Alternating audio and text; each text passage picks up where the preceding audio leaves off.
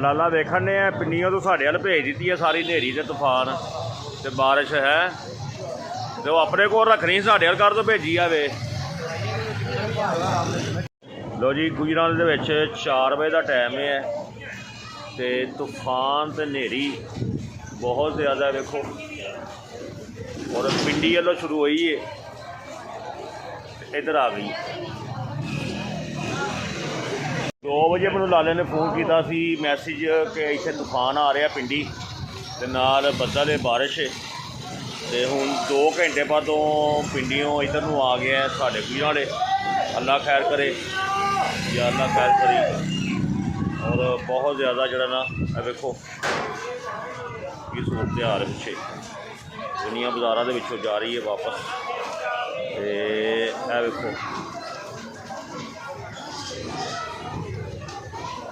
अल्लाह ही खैर करे। और दसिया जी किहड़े-किहड़े शहर तूफान आया मालक करम करे।